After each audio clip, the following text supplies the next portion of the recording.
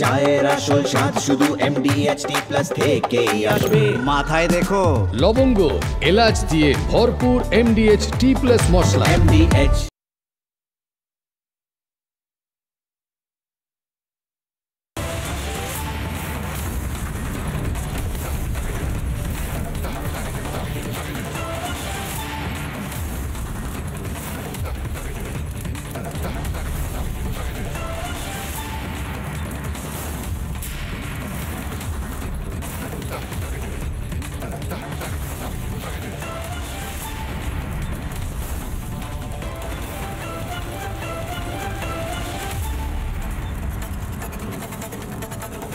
নমস্কার, জবাব চাই বাংলার এই বিশেষ এপিসোডে আমি ময়ূক রঞ্জন ঘোষ। আমি আবারও বলছি, আমি এই কথাগুলো বলতে চাই না, আমার বলতে একেবারে ভাল লাগে না, কিন্তু এটা আমাকে বলতে হচ্ছে, কারণ আমি মিথ্যা কথা বলতে পারি না। আর সত্যি কথাটা হলো, আমাদের রাজ্যের মুখ্যমন্ত্রী মিথ্যা কথা বলছেন, বা মিথ্যা কথা বলেন, বা মিথ্যাচার করেন, বা সত্য কথাটা বলেন না, বা সত্য কথাটা লুকিয়ে যান। মমতা বন্দ্যোপাধ্যায় পরিযায়ী শ্রমিকদের নিয়ে যে কথাগুলো লাগাতার বলে যাচ্ছেন, আমার খারাপ লাগছে, কিন্তু বাধ্য হয়ে আমি আবার আরেকটা এপিসোড করছি, যেখানে আমাকে একেবারে চোখে চোখ রেখে বলতে হচ্ছে, না, দিল্লিতে কোনো বাঙালি বাংলা বলার জন্য আক্রান্ত হচ্ছে না, কোনো বাঙালিকে নয়ডাতে বাঙালি বলে হোটেল থেকে বের করে দেওয়া হচ্ছে না, গুরগাঁওয়ের কোনো বাঙালি কোনো পরিযায়ী শ্রমিকের ওপর কোনো অত্যাচার বাঙালি বলে হচ্ছে না, বাংলাদেশিদের বিরুদ্ধে, রোহিঙ্গাদের বিরুদ্ধে সারা দেশে যেভাবে অপারেশন শুরু হয়েছে, সেটা গুরগাঁওতেও শুরু হবে। অলরেডি গুরগাঁও বা হরিয়ানার রাজ্যপাল, মুখ্যমন্ত্রী সেই রাজ্যের, তার থেকে রিপোর্ট চেয়েছেন। যোগী আদিত্যনাথ তিনি বহুবার বলেছেন, নাথ সম্প্রদায়ের যোগী আদিত্যনাথ, আমাদের বাংলাতেও বহু নাথ সম্প্রদায়ের মানুষজন আছেন, দেবনাথ, নাথ যারা রয়েছেন ত্রিপুরা বাংলায়, যোগী আদিত্যনাথ বা গোরক্ষনাথের যারা মানুষজন, কাছের মানুষজন, তারা কেন বাঙালি বিদ্বেষী হবেন? পশ্চিমবঙ্গের বাঙালি বিদ্বেষী কেন হবেন? ঠিক সেভাবেই উত্তর ভারত বনাম বাঙালি একটা লড়াই তৈরি করে দেওয়া হচ্ছে, আর্মি বনাম বাঙালি একটা লড়াই তৈরি করে দেওয়া হচ্ছে, এজেন্সি বনাম বাঙালি একটা লড়াই তৈরি করে দেওয়া হচ্ছে। সত্য কথাটা হলো, মমতা বন্দ্যোপাধ্যায় বুঝে গেছেন তিনি 2026-এ হেরে যাবেন, কারণ এতদিন মমতা বন্দ্যোপাধ্যায়ের বিরুদ্ধে যারা বিজেপি করত বা যারা রাষ্ট্রবাদী, তারা রেগেছিল। এখন যারা পরিযায়ী শ্রমিক, তাদের মধ্যে থেকে অনেকে গর্বিত ভারতীয় রয়েছেন, যারা বাইরে কাজ করছেন, সংখ্যাগুরু সংখ্যালঘু নির্বিশেষে যারা বাইরে কাজ করেন, তারা এবার প্রকাশ্যে বলতে শুরু করেছেন যে মমতা বন্দ্যোপাধ্যায় মিথ্যে কথা বলছেন। এবং অন্য কোনো মিডিয়া, আমি নাম ধরে বলছি না, আমি মিনমিনে চ্যানেল, মিনমিনে মিডিয়া, তাদেরকে অনুরোধ করছি, আপনারা এই মিথ্যাটা মমতা বন্দ্যোপাধ্যায়ের এগুলোর এয়ার টাইম দেওয়া কমান, মমতা বন্দ্যোপাধ্যায় যেগুলো বলছে তার ফ্যাক্ট চেক করান। আমি লাগাতার সেই ফ্যাক্ট চেকটা করছি, এবং আজ নির্দিষ্টভাবে, আমি এর আগে আপনারা দেখেছেন সারা ভারতের পরিযায়ী শ্রমিকদেরকে বসিয়েছি, সারা ভারতের যারা প্রবাসী বাঙালি তাদের বসিয়েছি, এবং আজ নির্দিষ্টভাবে, আজ থেকে আমি শুরু করলাম এটা হরিয়ানার, আজ থেকে হরিয়ানার যিনি বর্তমান রাজ্যপাল, তিনি একজন বাঙালি। আমি তাকে জিজ্ঞেস করব যে বাঙালি বলে, হরিয়ানার রাজ্যপাল বাঙালি বলে কি তাকে হরিয়ানা থেকে, গুরগাঁও থেকে ধাক্কা মেরে বের করে দেওয়া হচ্ছে নাকি? আমি এরপরে উত্তরপ্রদেশের মুখ্যমন্ত্রী যোগী আদিত্যনাথের সাথে যোগাযোগ করার চেষ্টা করব। আমি দিল্লি যে বিজেপি সরকার, তাদের সাথে চোখে চোখ রেখে প্রশ্ন করব যে বাঙালি বলে দাদা কোথায় অত্যাচারটা হচ্ছে? সিআর পার্কের সব বাঙালিদেরকে আপনারা বের করে দিয়েছেন, ডিটেনশন ক্যাম্পে পাঠিয়ে দিয়েছেন, তাহলে মমতা ব্যানার্জি এই মিথ্যাচারটা করছেন কেন? এর পেছনে কারণটা কি? আজ তার জবাব চায় বাংলা। একটা প্রতিবেদন, এবং তারপর বাংলা টেলিভিশনে প্রথমবার হরিয়ানার বর্তমান রাজ্যপাল অসীম ঘোষ, বঙ্গভূমির গর্বিত ভূমিপুত্র, বর্তমানে হরিয়ানার রাজ্যপাল, তিনি আমাদের সাথে জবাব চায় বাংলায় ময়ূকের মুখোমুখি।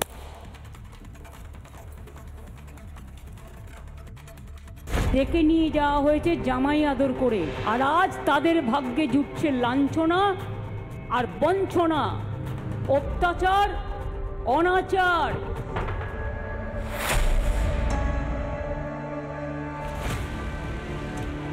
26-এর বিধানসভা ভোটের হয়তো মেরে কেটে 6 মাস বাকি। সিএ নিয়ে বিশেষ সুবিধা করতে পারেনি মমতা।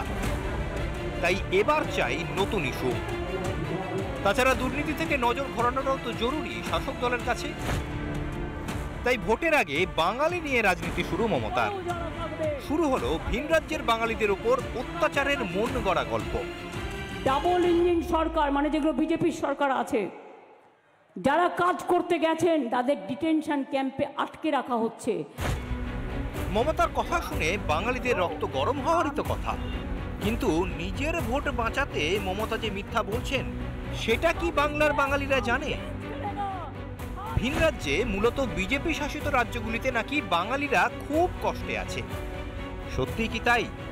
শুনুন ভিন রাজ্যে থাকা বাঙালিদের মুখেই। ওয়েস্ট বেঙ্গল থেকে অনেক ভালোভাবে আছে, কোনো এখানে তো বাঙালিদেরকে তাড়ানো হচ্ছে না। এমনি লুকি চুরি এসে তাদের তো সরানোর জন্য সরকার ব্যবস্থা করছে। এতটুকু আনটুয়ার্ড ইনসিডেন্ট বা অকওয়ার্ডনেস ফেস করি। পরিযায়ী বাঙালিদের ভোট টানতে আবারও ভাতার টোপ দিয়ে রেখেছেন মুখ্যমন্ত্রী, যার গাল ভরা নাম শ্রমশ্রী। বাংলা নাকি শিল্পে টইটুম্বু। আমরা 7টা বেঙ্গল বিজনেস সাবমিট করেছিলাম। আমরা প্রস্তাব পেয়েছিলাম প্রায় 19 লক্ষ কোটি টাকার ওপর। আমরা 13 লক্ষ কোটি টাকার কাজ ইতিমধ্যে কমপ্লিট করে ফেলেছি। তাই দেখবেন রাস্তার দুধারে ইন্ডাস্ট্রি তৈরি হচ্ছে। ফিরে এলেও কি করবেন পরিযায়ী শ্রমিকরা? প্রতিদিন কাজ পাচ্ছি না তো, না প্রতিদিন পাচ্ছি না, ওই জন্য তো যাচ্ছি। এখানে তো কাজকর্ম সেরকম নাই, কি করবো দাদা, বাইরে যেতে হচ্ছে। চাকরি প্রার্থীরা আগে থেকেই রাস্তায় বসে, এবার যোগ হয়েছে হাজার হাজার চাকরিহারা। দল চুরি করায় লাখ লাখ ভোট যে এবার হাতছাড়া তা বিলক্ষণ বুঝছেন মমতা। অন্যদিকে সংখ্যালঘুরাও মুখ ফিরিয়েছেন মমতার থেকে।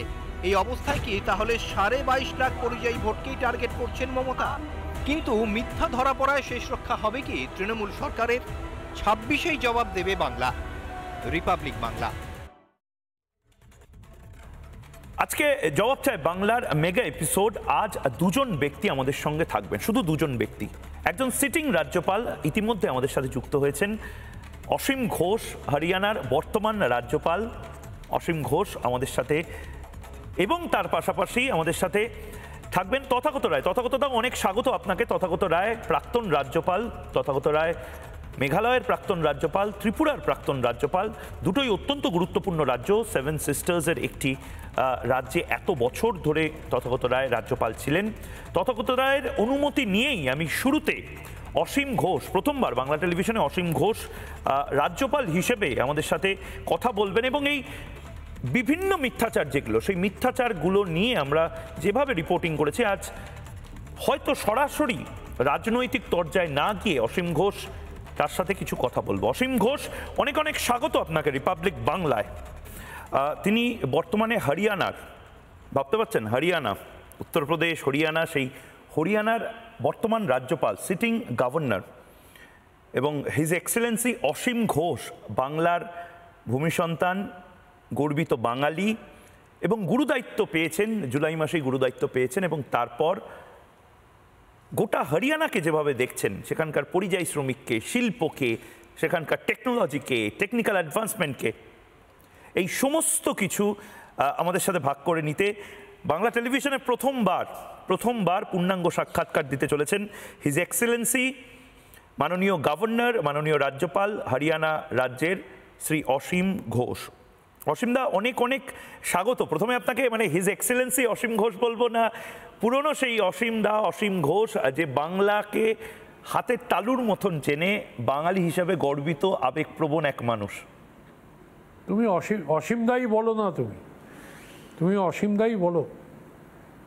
অনেক পুরনো কথা মনে পড়ে যাচ্ছে অসীম দা, এবং আজ আপনি যেভাবে হরিয়ানার মতন এত ইম্পর্টেন্ট, এত পলিটিক্যালি ভাইব্রেন্ট একটা রাজ্যের মানে সমস্ত ফাইল সই করার একেবারে ফার্স্ট পার্সন ওখানকার, সেটা বাঙালি হিসেবে আমাদের জন্য কিন্তু খুব গর্বের বিষয়।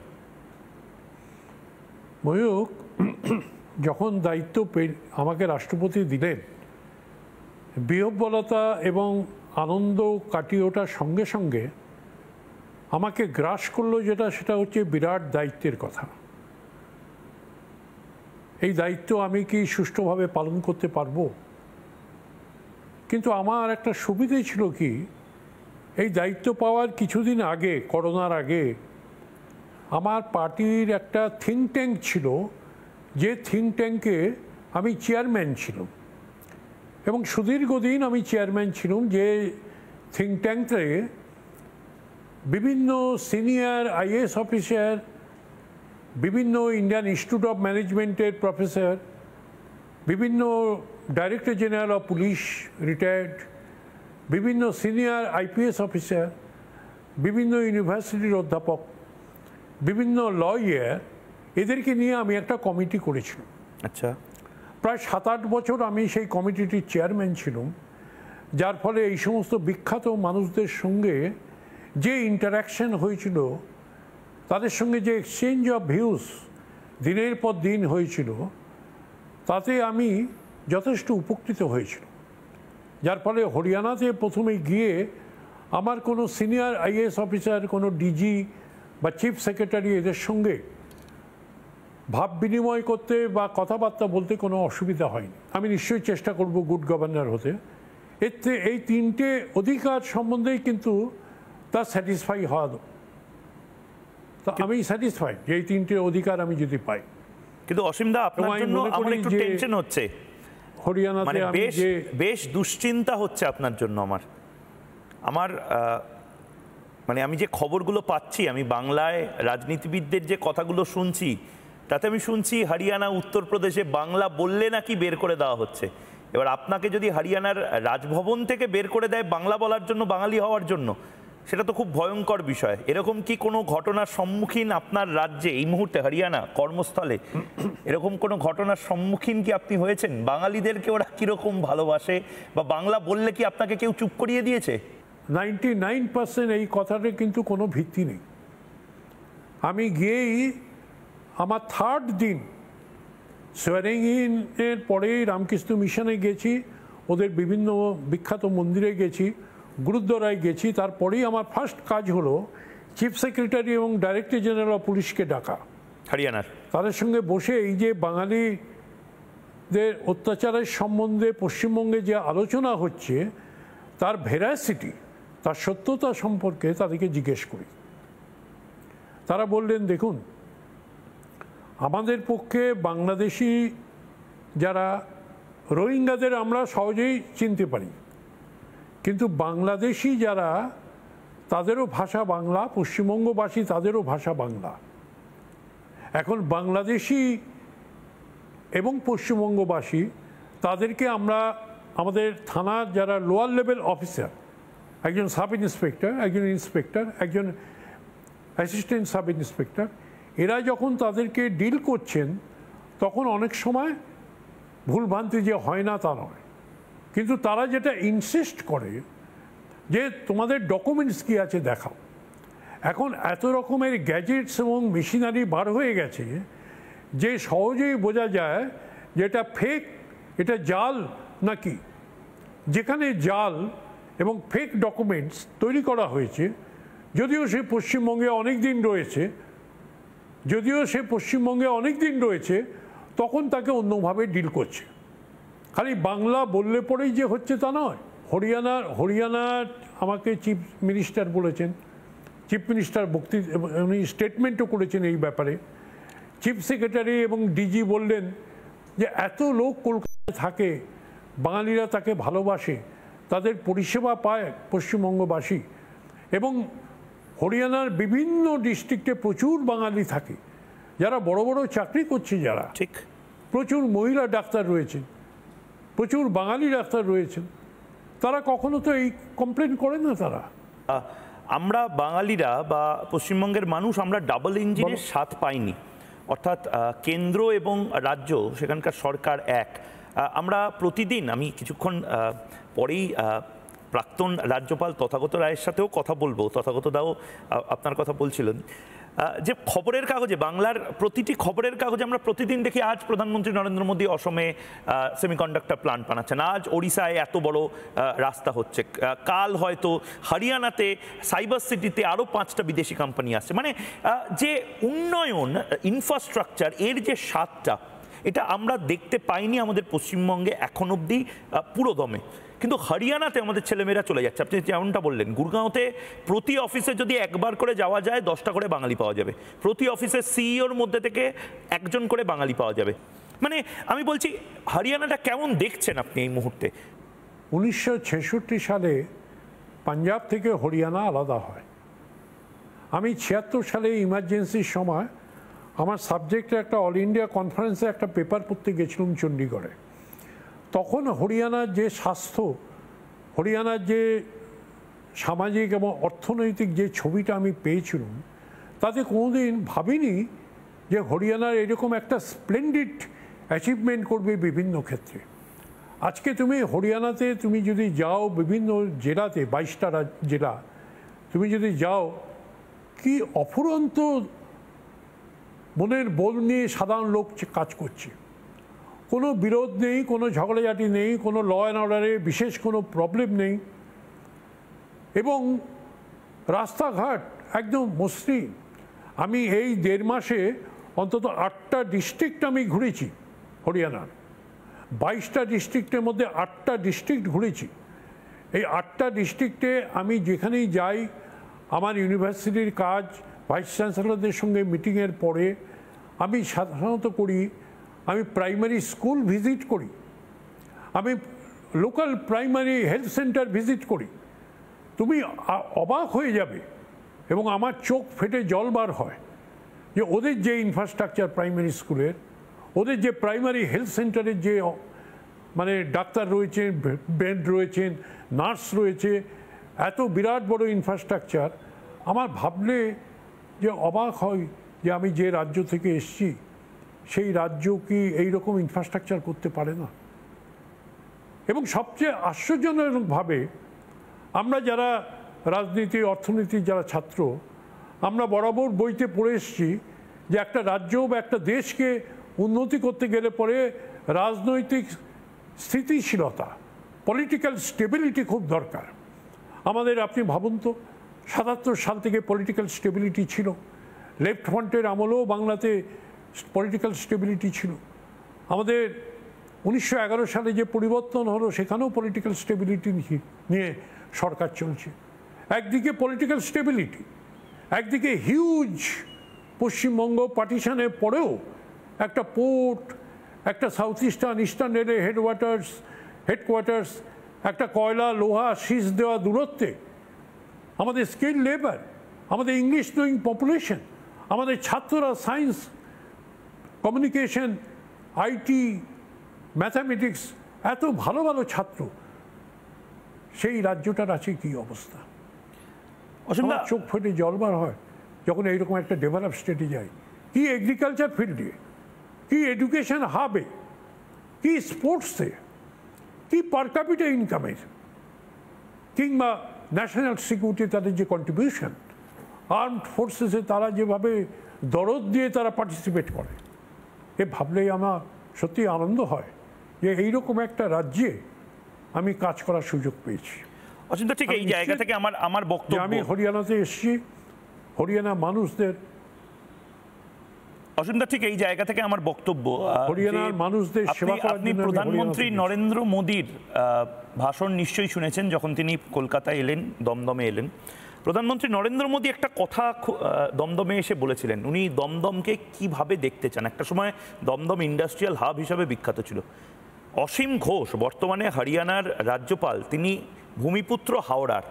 হাওড়া একটা সময় ইন্ডাস্ট্রিয়াল হাব ছিল, দমদম একটা সময় ইন্ডাস্ট্রিয়াল হাব ছিল, আসানসোল একটা সময় ইন্ডাস্ট্রিয়াল হাব ছিল, দুর্গাপুর একটা সময় ইন্ডাস্ট্রিয়াল হাব ছিল, দক্ষিণ 24 পরগনার ফলতা একটা সময় ইন্ডাস্ট্রিয়াল হাব ছিল, মহেশতলা একটা সময় ইন্ডাস্ট্রিয়াল হাব ছিল।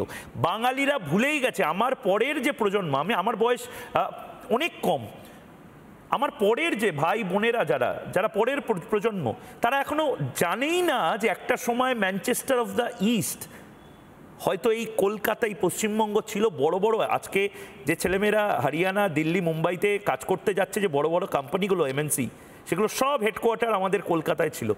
আমি প্রধানমন্ত্রী নরেন্দ্র মোদী দমদমে কি বলেছিলেন একবার শুনবো এবং তারপর আপনার এটা নিয়ে প্রতিক্রিয়া নেব। অসীমদা, একবার প্রধানমন্ত্রী নরেন্দ্র মোদী দমদমের আশা ভরসা বদলে দেওয়ার একটা স্বপ্ন সত্যি হবে, দেখুন। मैं तो चाहूंगा कि यहीं पर इलेक्ट्रिक व्हीकल से जुड़ा व्यापक इंफ्रास्ट्रक्चर बने। यहां बहुत बड़ी मात्रा में इन्वेस्टमेंट आए, नौजवानों को रोजगार मिले। ये तभी होगा जब यहां कानून का राज आएगा, जब यहां भ्रष्टाचार पर लगाम लगेगी और जब बंगाल में डबल इंजन की भाजपा सरकार होगी। বাংলা বাঙালি আমরা অনেক বলে যাচ্ছি, বারবার বলছি, কিন্তু বাংলা বাঙালি তাদের পকেটে, আপনি যেটা বলছিলেন, বড় বড় পজিশনে বাংলার মানুষ বাঙালিরা নেই। বড় বড় ইন্ডাস্ট্রিয়ালিস্টদের মধ্যে ভারত যারা দাপাচ্ছে, এশিয়া যারা দাপাচ্ছে, তাদের মধ্যে থেকে বাঙালিরা মেজরিটি নয়। আমাদের রেল বোর্ডে মাথায় এই মুহূর্তে বাঙালিরা বা বাংলার মানুষ নেই। আমাদের হয়তো গুরুত্বপূর্ণ মন্ত্রিত্বতে এই মুহূর্তে বাঙালিরা নেই। মানে বাঙালি, তাদের ক্রয় ক্ষমতা ক্রমশ কমে আসছে এবং আমাদের ভয় লাগছে যে আমরা পিছিয়ে যাওয়া রাজ্যগুলোর মধ্যে না হয়ে যাই এরপরে।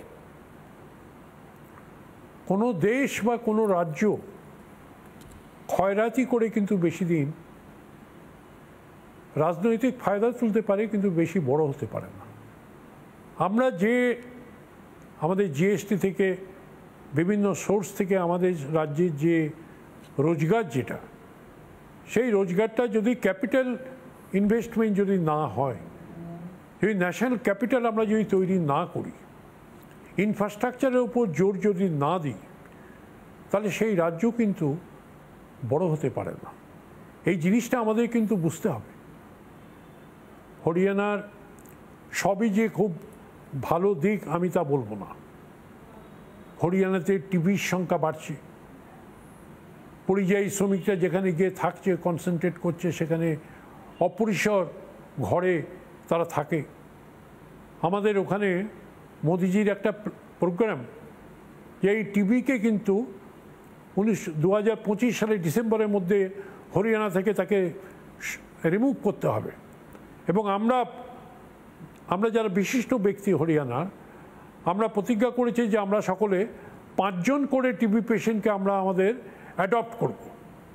আমি আসার আগেই আমি 5 জন টিবি পেশেন্টকে আমি অ্যাডপ্ট করেছি। চিফ মিনিস্টার অ্যাডপ্ট করেছেন, বিভিন্ন ক্যাবিনেট মিনিস্টার অ্যাডপ্ট করছেন, বিভিন্ন সমাজের বিভিন্ন শ্রেণীর লোক 5 জন করে অ্যাডপ্ট করছেন। কতগুলো ডিস্ট্রিক্টে কিন্তু এই টিবি মানে প্রাদুর্ভাব দেখা দিচ্ছে, নাম্বার 1। নাম্বার 2 যেটা, সেটা হচ্ছে পাঞ্জাব বর্ডারিং স্টেট হওয়াতে পাঞ্জাবে যে ড্রাগের যে প্রবলেমটা, সেটা খুব ধীরে ধীরে হরিয়ানাতে কিন্তু খুব লুকিয়ে চুরিয়ে কিন্তু ঢুকছে। বিশেষ করে যে সমস্ত বড় বড় ইউনিভার্সিটি এবং ইনস্টিটিউট, সেখানে হোস্টেলে কিন্তু ঢুকতে চেষ্টা করছে। আমি যেদিন ডিজি এবং চিফ সেক্রেটারিকে যেদিন আমি ডেকেছিলাম, সেই দিন আমি এই বাঙালিদের সমস্যা ছাড়াও এই ড্রাগের যে খুব সিক্রেটলি এবং স্লোলি হরিয়ানাতে যে ঢুকছে, সেই ব্যাপারে তাদের আমি ওয়াকিবহাল করেছিলাম। কারণ আমি হরিয়ানার দায়িত্ব নেওয়ার আগে যে 6-7 দিন টাইম পেয়েছিলাম, হরিয়ানার বিভিন্ন প্রবলেম, হরিয়ানার সামাজিক এবং অর্থনৈতিক অবস্থা নিয়ে কিছু পড়াশোনা করে আমি গেছিলাম। তাতে আমি মনে করি যে এই দুটো প্রবলেম কিন্তু হরিয়ানার বিরাট প্রবলেম। হরিয়ানাতে কিছুদিন আগে খুব আনন্দের কথা যে ওখানে সরকারি চাকরিতে পরীক্ষা হলো। ময়ূক, তুমি বললে বিশ্বাস করবে না, সি এবং ডি ক্যাটেগরি। এখানে মাঝরাত থেকে হরিয়ানার ক্যাবিনেট তারা হাজার হাজার সুন্দর সুন্দর গাড়ি ঠিক করে দিল ছাত্রদের পরীক্ষা সেন্টারে যাওয়ার জন্য। পরীক্ষা সেন্টারের টিভিতে তাকিয়ে দেখি ছাত্রছাত্রীরা লাইন দিয়ে কি সুন্দর সুশৃঙ্খলভাবে তারা পরীক্ষা হলে ঢুকছে। দূর হরিয়ানাতে কি হয়, ওরা কিছু বোঝে নাকি? দূর অসমে কি হবে, ওরা অনেক পিছিয়ে আছে। ওড়িশায় কি হবে?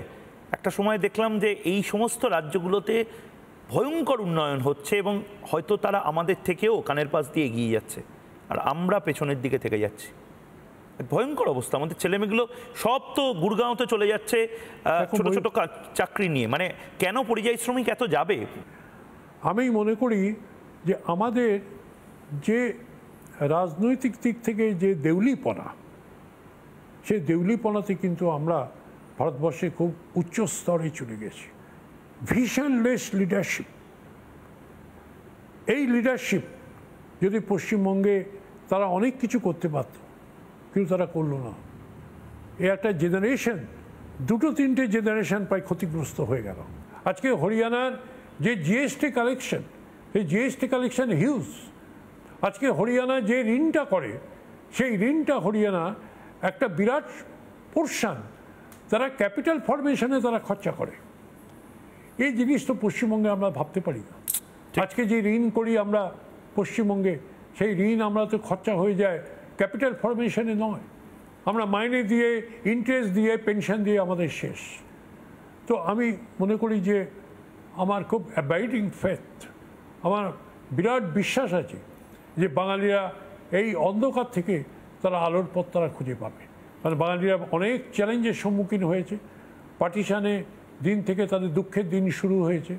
আমি মনে করি যে আগামী দিন বাঙালিরা তারা তাদের যে পুরনো বাংলা, যে বাংলা সোনার বাংলা, সেই বাংলা তারা গড়ে তুলবে।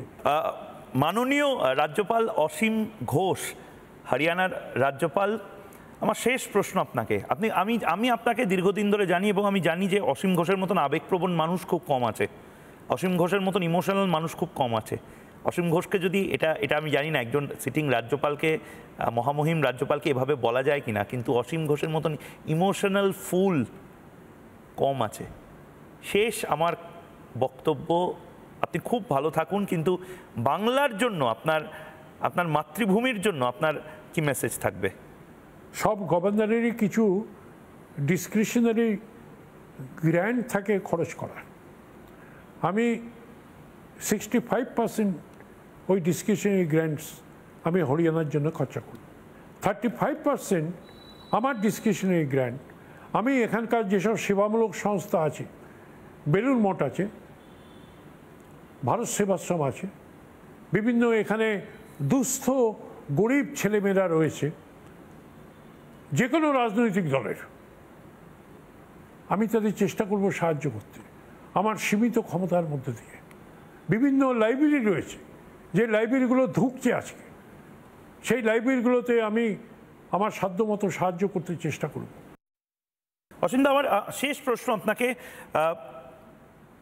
আমরা যে রাজ্যতে বাস করছি, পশ্চিমবঙ্গ, সেই পশ্চিমবঙ্গে অনেকগুলো জিনিস আমরা দেখছি এখন। আমি জানি যে রাজ্যপাল হিসেবে আপনার কিছু কিছু জিনিসে কমেন্ট করাটা উচিত নয়, কিন্তু বাঙালি, নির্দিষ্টভাবে বলতে গেলে হিন্দু উদ্বাস্তু বাঙালি, যারা হিন্দু বাঙালি, সনাতনী যারা, আপনি খুব গর্বিত একজন সনাতনী এবং এটা আপনি কখনো লোকান না, তাদের আপনি কি বার্তা দেবেন? পশ্চিমবঙ্গে একটা রোহিঙ্গা বা অনুপ্রবেশকারীদের চাপ বা জনবিন্যাস বদলে যাওয়ার চাপ থাকছে।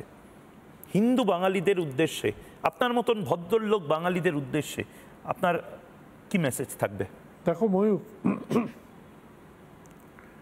পার্টিশনের পরে যে সমস্ত মুসলিম ভাই বোনেরা যারা পাকিস্তানে না গিয়ে, তদানীন্তন পাকিস্তান, যার মধ্যে ইস্টার পাকিস্তান ছিল, তদানীন্তন পাকিস্তানে না গিয়ে যারা এই ভারতবর্ষে থেকে গেলেন, তারা একটা ডিসিশন নিলেন যেটা ইতিহাসে কিন্তু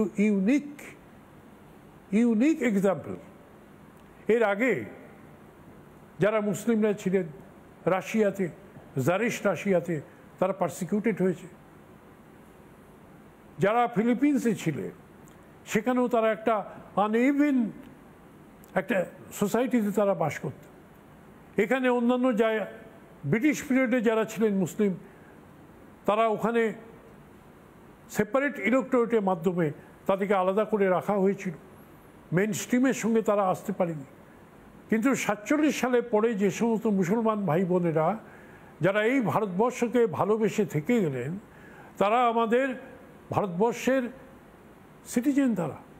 তারা হিন্দু যে অধিকার পায়, এখানে খ্রিস্টান, এখানে পার্সি, এখানে জৈন, এখানে বুদ্ধিস্টরা যে অধিকার পায়, মুসলিম ভাই বোনেরা ঠিক সেই অধিকার তারা পায়। এই দেশ তাদের।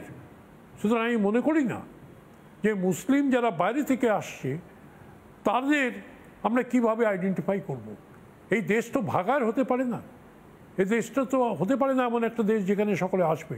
পৃথিবীর সব দেশ এখন এই ব্যাপারে খুব ওয়াকিবহাল যে আমরা যারা ইলিগাল ইমিগ্রেন্ট তাদের আমরা চিহ্নিত করে কেন রাখবো। আজকে তুমি যাও মালদাতে, যাও তুমি বহরমপুরে, যাও তুমি উত্তর দিনাজপুরে, দেখবে ওখানকার জেনুইন মুসলিম যারা ভারতীয় নাগরিক তারা আজকে ক্ষতিগ্রস্ত হচ্ছে। ওপার বাংলা থেকে যারা ইলিগাল মুসলিম আসছে তারা রিক্সা ভাড়া কমেতে নিচ্ছে, তারা চাষবাস কম টাকাতে করছে। আর আমরা যারা ভারতীয় নাগরিক আমরা সামান্য লাভের জন্য আমরা এই সমস্ত বাংলাদেশ থেকে যারা আসে, যারা কম টাকায় যারা কাজ করে তাদেরকে আমরা ঢুকিয়ে দিচ্ছি দেশের মধ্যে। এটা আমাদের নির্বুদ্ধিতা। আমি মনে করি যে যারা বাইরে থেকে আসছেন তাদের আমাদের দেশে থাকার কোনো জাস্টিফিকেশান নেই। পৃথিবীর কোনো দেশই তাদেরকে থাকতে দেয় না। থাকতে গেলে পরে তাদেরকে ভ্যালিড ডকুমেন্টস নিয়ে, নাগরিকত্ব নিয়ে তাদেরকে এই দেশে থাকতে হবে। এবং সরকার, সে পশ্চিমবঙ্গ সরকারই হোক, ভারত সরকারই হোক, আমাদের পাঞ্জাব হরিয়ানা সরকারই হোক, কর্ণাটকের সরকার হোক, যে সরকারই হোক, তারা যদি অ্যাকশন নেয় ইলিগাল ইমিগ্রেন্টদের এগেনস্টে, সম্পূর্ণ জাস্টিফাইড। আমার দেশকে, আমার এত হিউজ পপুলেশন, কত স্টেটে আমাদের এখানে এত ঘনত্ব, জনবিন্যাস, পপুলেশনের ঘনত্বটা এত বেশি যে আমাদের বাইরে থেকে লোক নেওয়া আমাদের কোনো জাস্টিফিকেশন নেই। ঠিক, আমরা খালি যদি ভোট ব্যাংকের জন্য এটা করি, এটা দেশের পক্ষে কিন্তু সাংঘাতিক বিশ্বাসঘাতকতা হবে। ঠিক, অনেক ধন্যবাদ অসীম ঘোষ। দীর্ঘদিন পরে মানে একদম আড্ডার ছলে মহামহিম রাজ্যপালের সাথে একটা কথা হওয়ার সুযোগ পেলাম রিপাবলিক বাংলা। এবং ময়ূকও সেই দীর্ঘদিনের যে আলাপ, সেই আলাপটা আরেকবার ঝালিয়ে নিতে পারলো অসীমদা। ধন্যবাদ ময়ূক, তোমাকে অনেক ধন্যবাদ। অসীমদা, অসীম ঘোষ তিনি যে কথাগুলো বললেন, এটা আমি জানি না কতজন শুনবেন, কতজন শুনছেন, কিন্তু এই মানুষগুলো যে কথাগুলো বলছেন, আমাদের প্রজন্মের হয়তো একটু শান্ত হয়ে বসে শোনা উচিত কথাগুলো। কারণ অসীম ঘোষ বা আমাদের সাথে পরবর্তী অতিথি তথাগত রায়, আরেকজন প্রাক্তন রাজ্যপাল, চিৎকার করে দীর্ঘদিন ধরে বলে আসছেন যে বাঙালি ক্রমশ পিছিয়ে পড়ছে। মমতা বন্দ্যোপাধ্যায় বাঙালিদের ক্রমশ পিছিয়ে নিয়ে যাচ্ছেন, বাংলাকে ক্রমশ পিছিয়ে নিয়ে যাচ্ছেন।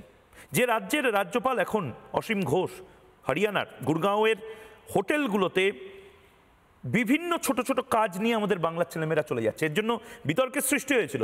তথাগত রায় এই বিতর্ক করে অনেকের বিরাগভাজন হয়েছিলেন।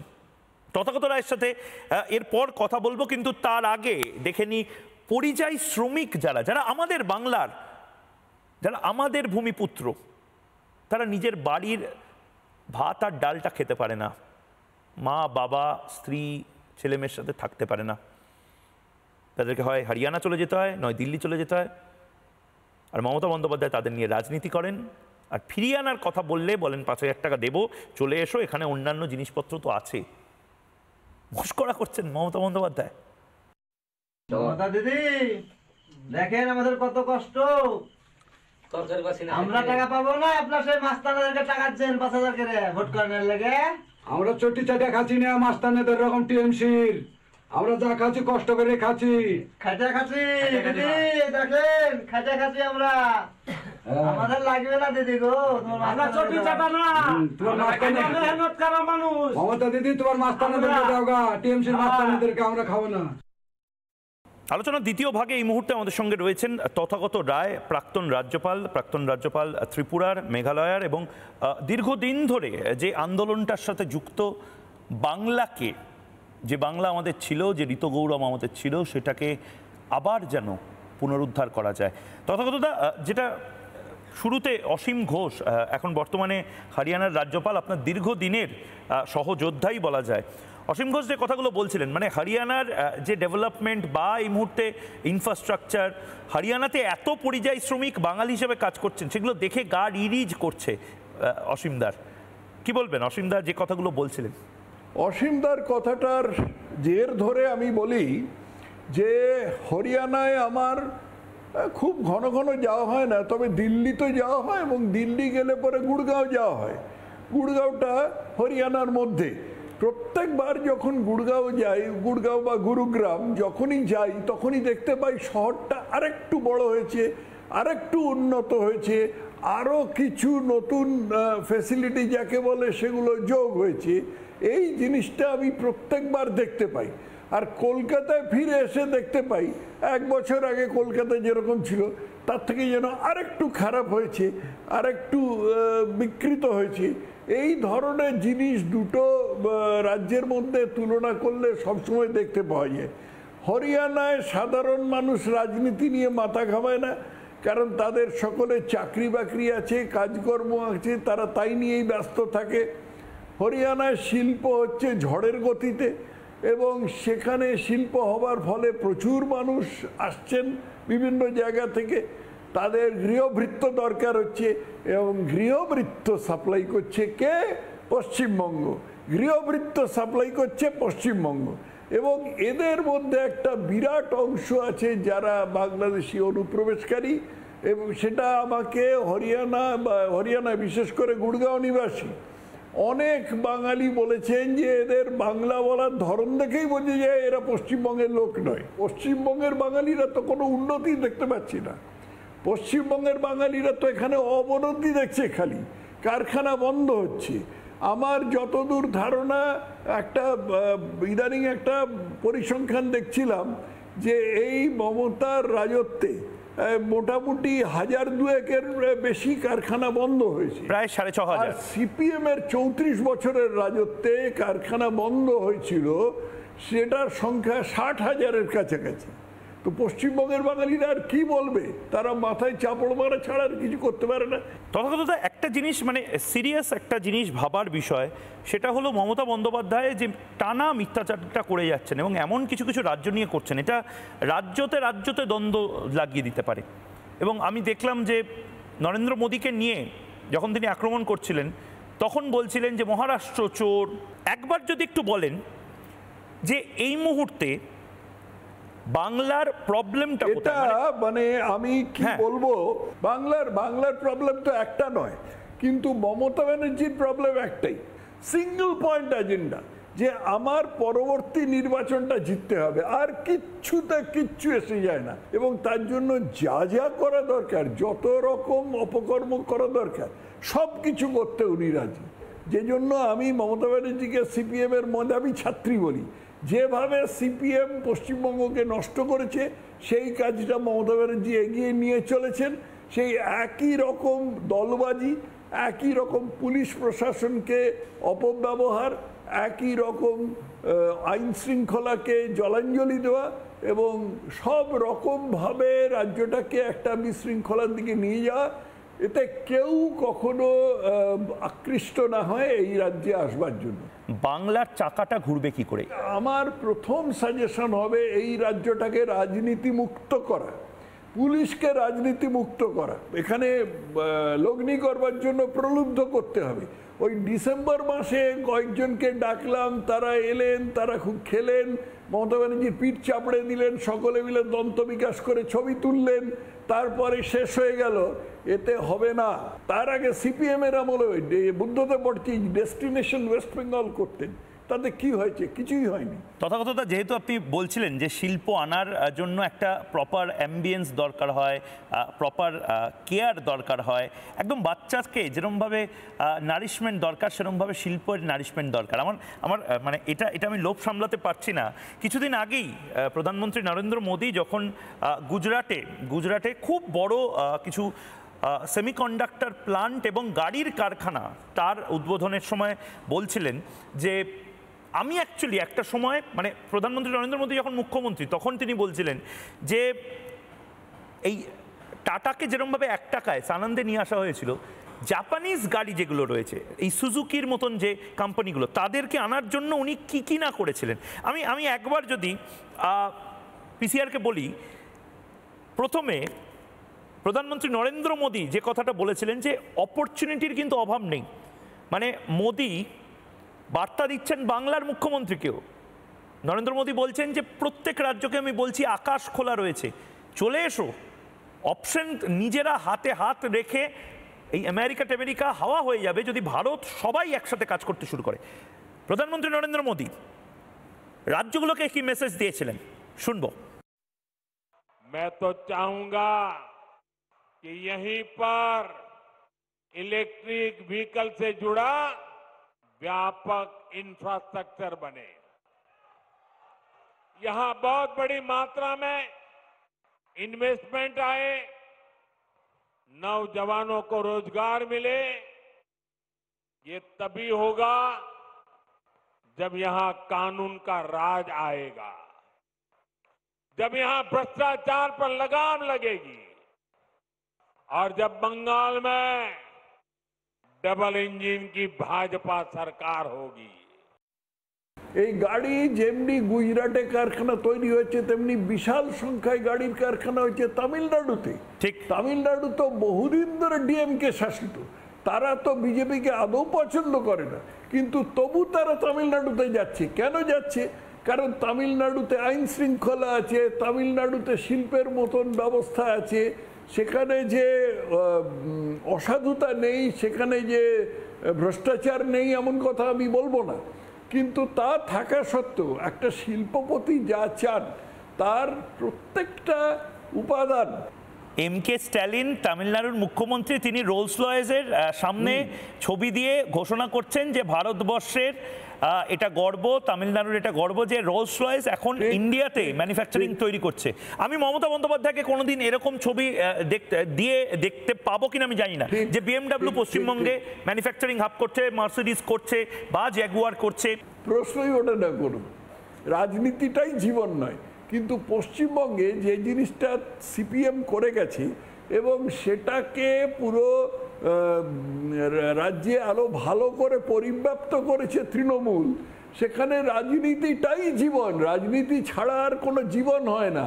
পুলিশের রাজনীতি, হাসপাতালে রাজনীতি, খেতে রাজনীতি, পথে ঘাটে রাজনীতি, স্কুলে রাজনীতি, কলেজে রাজনীতি, হাঁস মুরগি পালনে পর্যন্ত রাজনীতি, সব জিনিসে রাজনীতি ছড়িয়ে আছে। তথাগতদাকে একবার আমি শোনানোর জন্য বলবো এবং আমি নিজেও আরেকবার শুনি দর্শকদের সাথে।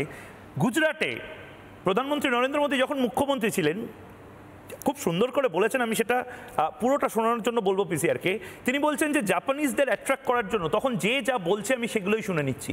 তিনি বলছেন যে গলফ কোর্স, 7-8টা গলফ কোর্স আমি করে দিলাম, সেখানে ক্লাব হলো, জাপানিজরা সেখানে এলো, ঘুরতে এলো। সেই গলফ খেলতে খেলতে জাপানিজ যখন কোনো সিইও একটু আরামদায়ক পরিস্থিতির মধ্যে আছেন, তখন আমি বললাম যে দেখো সবই তো আছে, এবার ব্যবসাটা এখানেই করো। मैंने देखा है कि जापानी लोगों का एक नेचर है कि उनको अपना जो कल्चरल इकोसिस्टम है वो उनकी पहली प्राथमिकता होता है, उसमें जापानी फूड चाहिए। जैसे गुजरात के लोग हैं ना, उनका भी ऐसा ही है। मुझे पता है, बाद में मुझे बताया गया कि भाई जापान के लोग हैं, गोल्फ के बिना तो नहीं चल सकता। मैंने उसको भी प्राथमिकता दी और अपने जापानी साथियों को ध्यान में रखते हुए हमने, जो गुजरात में गोल्फ का नामो निशान नहीं था, 7-8 नए गोल्फ कोर्स डेवलप किए। তথাগতদা আমি বলছি যে নরেন্দ্র মোদী মুখ্যমন্ত্রী হিসাবে বা এম.কে. স্ট্যালিন মুখ্যমন্ত্রী হিসাবে, যোগী আদিত্যনাথ মুখ্যমন্ত্রী হিসাবে কি নিদারুণ মানে সেলসম্যানশিপ যাকে বলে ইন্ডাস্ট্রি আনার জন্য, এবং এটা করতে হবে। আরে দুটো তুমি বুঝতে পারছো না, দুটোর তো লক্ষ্য আলাদা। কিরকম? ওদের লক্ষ্য হচ্ছে রাজ্যে সমৃদ্ধি আনতে হবে, প্রসপারিটি, সমৃদ্ধি আনতে হবে। পশ্চিমবঙ্গের মুখ্যমন্ত্রী তো সেটা লক্ষ্য নয়। পশ্চিমবঙ্গের মুখ্যমন্ত্রীর লক্ষ্য হচ্ছে পরের নির্বাচনটা আমাকে জিততেই হবে। সিপিএম এর আমলে এরকম ছিলেন মৌদাদা সোমনাথ চট্টোপাধ্যায়, প্রয়াত সোমনাথ চট্টোপাধ্যায়, তার নাম হয়ে গেছিল। প্রত্যেক দিন বলতেন আজকে 3 দিস্তে মৌসুমী হয়েছে, পরের দিন 7 দিস্তে মৌসুমী হয়েছে। পশ্চিমবঙ্গের অগ্রগতি রোখে কি? তুমি কি করে পশ্চিমবঙ্গের সাথে তামিলনাড়ু বা কর্ণাটক বা মহারাষ্ট্র বা গুজরাটের তুলনা করো? হরিয়ানা, পুনে, ব্যাঙ্গালোর, নয়ডা সমস্ত জায়গাতে জ্যানিটার বা হোটেলের একেবারে বাসন মাজার কাজ, ছোট ছোট কাজ, এই সমস্ত কিছু নিয়ে আপনি বলছেন বাঙালিরা চলে যাচ্ছে। পরিস্থিতিটা কতটা ভয়ানক, আপনার কাছে কি খবর আছে? শুধু যে জ্যানিটার, রান্না করার লোক, জানলা পরিষ্কার করার লোক, তারপরে ঘর ঝাড়ু দেওয়ার লোক, শুধু যে বাঙালি এইসব কাজ করতে যাচ্ছে তা নয়, বাঙালি হাই এক্সিকিউটিভও অনেক আছে, বাঙালি পেশাজীবীও অনেক আছেন, বাঙালি আইটি কর্মীও অনেক আছেন, তারাও যাচ্ছে। 1960 সালে অমিতাভ বচ্চন কলকাতায় এসেছিলেন চাকরির খোঁজে, ইউপি থেকে এসেছিলেন। আজকে আমরা ভাবতে পারি যে অন্য ভারতের অন্য কোনো অঞ্চল থেকে কোনো পেশাজীবী বা কোনো শিক্ষিত মানুষ চাকরির খোঁজে কলকাতায় আসবে? অসম্ভব, ভাবাই যায় না। এটা একটা মরুভূমি, এটা একটা সম্পূর্ণ ব্যারেন জায়গা, এখানে কোনো ওসব হবার কোনো প্রশ্নই ওঠে না। এখানে শুধু রাজনীতি হবে এবং সেই রাজনীতির উদ্দেশ্য হচ্ছে আমার পরবর্তী ভোটে তৃণমূলকে জেতাতে হবে। বেশ, অনেক ধন্যবাদ তথাগত রায় এবং অসীম ঘোষ, দুজনে আমাদের সঙ্গে আজকে ছিলেন জবাব চাই বাংলার এই স্পেশাল এপিসোডে। আমরা প্রতিদিনই তো বিতর্কটা করি, কিন্তু বিতর্ক করার পাশাপাশি কোনোদিন হয়তো ভাবনা চিন্তারও একটা জায়গা, একটা পরিসর তৈরি করতে হয়। তথাগত রায় বা অসীম ঘোষরা যে কথাটা বলছেন, নতুন প্রজন্ম আমরা যারা রয়েছি তারা কি কথাটা মানব? বাংলাকে আমরা বদলাতে পারবো? পরিত্রাণ আসবে কি এখান থেকে? আমি পরিযায়ী শ্রমিক সেই ভাইদের কথা বলছি যারা হয়তো দুর্গাপুজো বা ঈদে আসবে, আবার বিসর্জনের পরে বা ঈদ শেষ হলে, পর্বগুলো শেষ হলে তারা হয়তো চলে যাবে। এই আসা যাওয়ার মাঝে একটা বদল দরকার। ময়ূক এই বদলটার কথা বলছে, আমি জানি না এই বদলটা আসবে কিনা। মমতা বন্দ্যোপাধ্যায় যে কথাগুলো বলছেন বারবার, যে 5,000 টাকা তো দিচ্ছি, আমরা কি স্রেফ 5,000 টাকায় খুশি? তার জবাব চায় বাংলা। একটা ছোট্ট বিরতি নিচ্ছি, বিরতির পর ফিরে আসছি, সঙ্গে থাকুন। MDH দম আলু, ডাল তড়কা এবং মাশরুম মশলা। MDH দিয়ে রাঁধলে খাবার হবে মজাদার। MDH আপনাকে সর্বদা নতুন স্বাদ দিতে প্রতিবদ্ধ।